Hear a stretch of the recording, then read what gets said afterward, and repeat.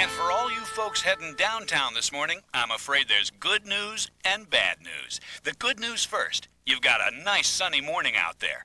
Now the bad news. There's an accident blocking the right lane of the downtown expressway near the Main Street overpass, with traffic backed up all the way to the Beltway. Meanwhile, you folks on the East Side Bypass can expect the usual delays in the usual places. And there are reports that traffic is already slow for half a mile approaching the Elm Street on-ramp. Traffic is also heavy around the south side.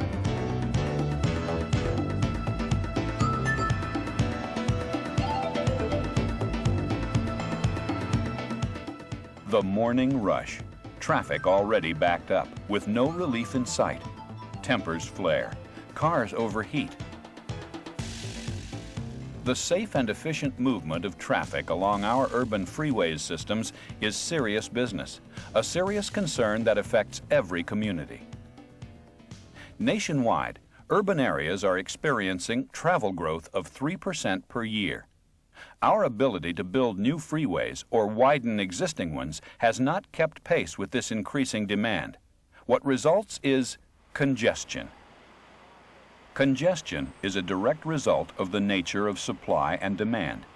Traffic engineers describe the supply in terms of the freeway's capacity. During off-peak periods, when freeway traffic is lightest, the freeway has a temporary excess of capacity. Vehicles are spaced quite far apart, and entering vehicles are readily absorbed into the traffic stream. As rush hour approaches, however, more and more motorists choose to travel the freeway, using more and more of its capacity. Vehicle speeds begin to drop as the freeway becomes more crowded. When rush hour arrives, virtually all of the freeway's capacity is being used. Vehicles are spaced very close together, and there are only a very few usable gaps available in the traffic stream. The key word here is usable. Keep in mind that most of those inviting open spaces between vehicles are actually safety buffers, which drivers need in order to stop quickly without endangering other motorists. Obviously, under these conditions, any disruption to the traffic stream, such as an impatient driver forcing his way from a ramp into a freeway lane, will cause a ripple effect among the vehicles already on the freeway. If this occurs at the wrong moment, like the straw that broke the camel's back, traffic flow will break down into the all-too-familiar bumper-to-bumper, stop-and-go crawl. It all seems so simple when we talk about the problem, so easy to identify. Too many cars, too many people, all trying to get to work or get home at the same time. It's the solutions that aren't so simple. One of the things that we're always looking at is ways that we can make our freeways work better and more effectively and carry more people without going into massive construction projects. Ramp metering is one way that we have found to be particularly effective in terms of making the freeways work a lot better and carry more folks. Ramp metering is simply a concept of controlling the number of vehicles that reach the freeway and the time at which they reach the freeway in order to preserve the capacity of the freeway. Well, here in Denver, we got more and more traffic, and we weren't able to keep up with additional freeways. So we needed a strategy to try to balance off the additional growth to try to keep the freeways running at a decent level of service. In other words, keep it from going to a stop-and-go condition as much as we could. Ramp metering works very well. We find it a very effective strategy in trying to improve the efficiency of the freeway.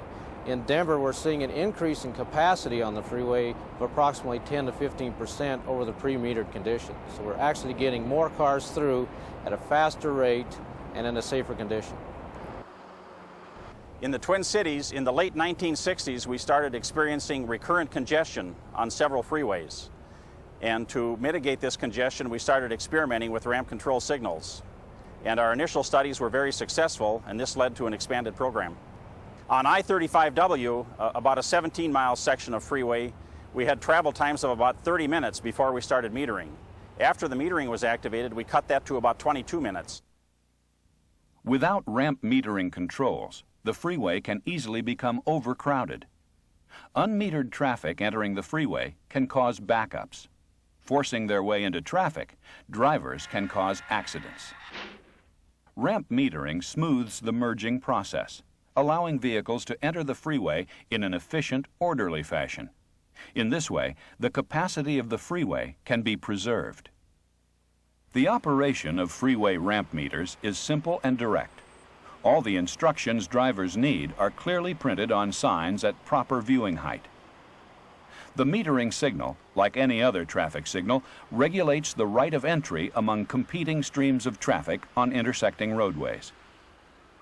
Ramp metering signals typically allow only 1 or 2 vehicles to pass during any one green indication. In some cities, provisions have also been made for buses and carpools in separate lanes. The ramp meter signal is placed along the entrance ramp at a point where traffic can easily accelerate to freeway speed after having been stopped by the signal. It's placed far enough down the ramp to allow maximum space for the storage of cars waiting to get on the freeway. Typically, a ramp meter is controlled by a computer that accepts information generated from vehicle sensors embedded in the freeway and in the entrance ramp. As the traffic on the freeway increases, the information passed to the computer triggers a response which slows the frequency with which vehicles on the entrance ramp are allowed into the freeway traffic. In some systems, each metered ramp is also connected to a main computer that monitors and coordinates the entire system. At this central location, engineers can adjust or override the mechanical system should conditions require such action. This is the Operations Center for the LA region. Now what we see here in the background is our display panel. You see a series of red, yellow, and green lights. The data is coming in from the field. The sensors in the pavement are recording that data. It's transmitted in here, and we do 2 things with that data. One, we drive this board, and with that series of red, yellow, and green lights, we show the congestion conditions on the freeway. The second thing that system is doing is continually comparing the data from one set of sensors with the data from the downstream set of sensors.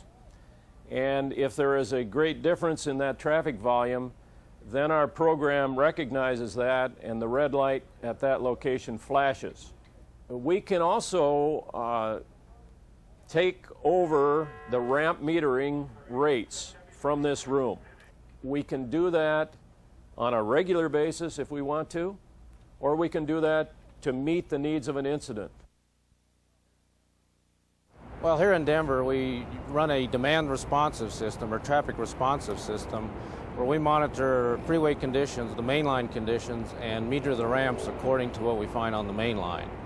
We also have a central computer system which allows us to adjust for localized conditions throughout the system to try to balance the system out. On our ramps, we use a series of detectors, one to determine if there's a car ready to be metered on the freeway, a detector to determine that the car has been metered properly, but a feature that we have is called a queue override system. In other words, when the ramps tend to back up that may cause a problem on the cross streets, we will meter the freeway ramp faster than we normally would to keep that from occurring. When traffic backs up onto surface streets, several alternatives are possible. Drivers may choose to remain on the surface street or try another ramp. Experience, however, shows that many drivers simply change the time of their travel to avoid ramp delays. In many cities, ramp metering has improved freeway travel so much that there has been a noticeable reduction in traffic on parallel surface streets as motorists move to the freeway instead. Another alternative is the system used in Denver and other cities where there are no parallel surface streets. The metered rate can be adjusted as the system senses an access backup, changes the timing cycle on the signals, and allows more rapid access to the freeway.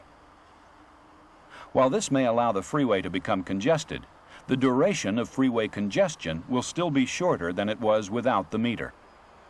When morning and evening peak traffic periods put thousands of people on the freeway system, all eager to reach their destination quickly and without inconvenience, the need for safety is paramount. Our evaluation studies have shown that ramp metering is very effective in terms of improving freeway safety. Our largest system on I-35W has resulted in a reduction of about 120 accidents per year and a reduction in the accident rate of about 38%. We've made many studies as we have implemented projects over the years, taking a look at the before and after conditions as far as accidents are concerned. In every case, there has been a significant reduction in accidents associated with the ramp metering.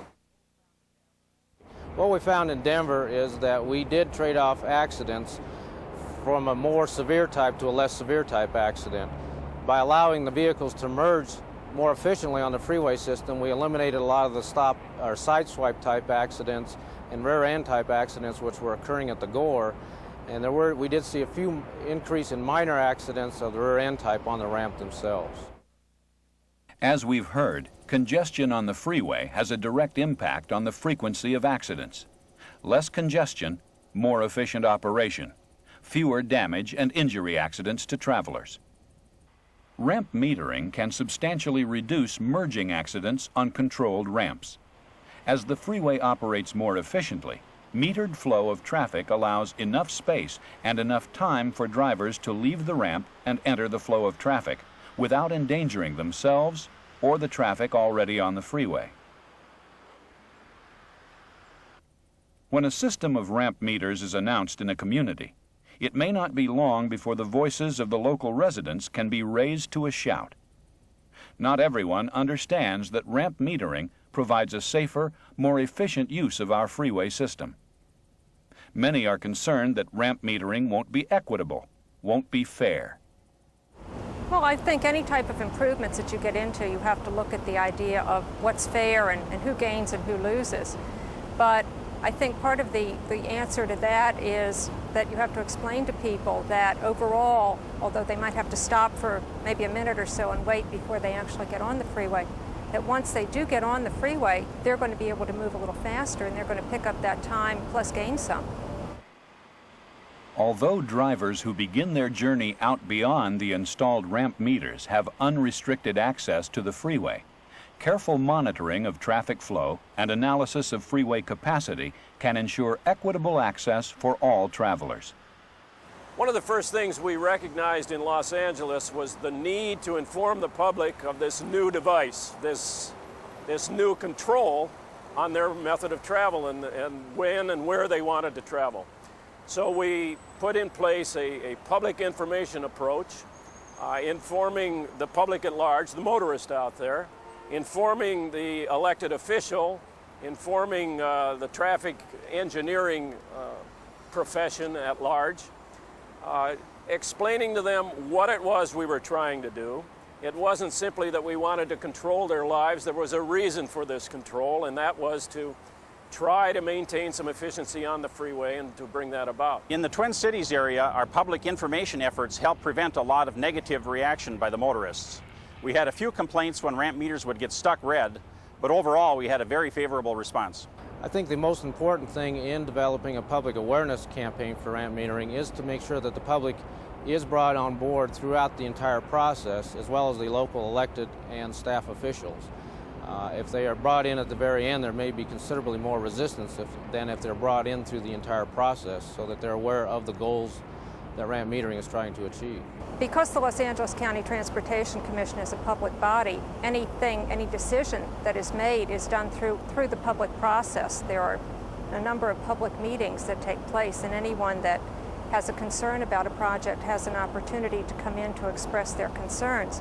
We also try to be very tuned into and responsive to communications that we get, phone calls, letters from people that might have concerns, and either to go out and try to explain the situation, why we're doing something a certain way, or to figure out what their problem is and how we can perhaps take care of a solution while we're taking care of everybody else. The installation of ramp metering devices in an existing freeway system and the inclusion of ramp metering in the design of a new freeway can provide significant benefits for the community and its people. As we have said, ramp metering smooths the process of traffic merging from ramps, reducing delays and stoppages at ramp ends, reducing accidents significantly. And because a ramp metering system can adjust to changes in traffic flow, it helps maintain a proper balance between demand and capacity, and helps ensure a fair distribution of freeway access times among all ramps. In short, ramp metering allows a freeway system in peak traffic periods to operate at capacity, and that means efficiently. Though not a cure-all for the complex problems of moving people in and out of an urban environment, ramp metering is a proven way to maximize the capacity of a freeway system. Short of adding lanes or constructing new freeways, perhaps no other improvement can contribute as much to the safe and efficient movement of traffic as a carefully designed and well-operated ramp metering system.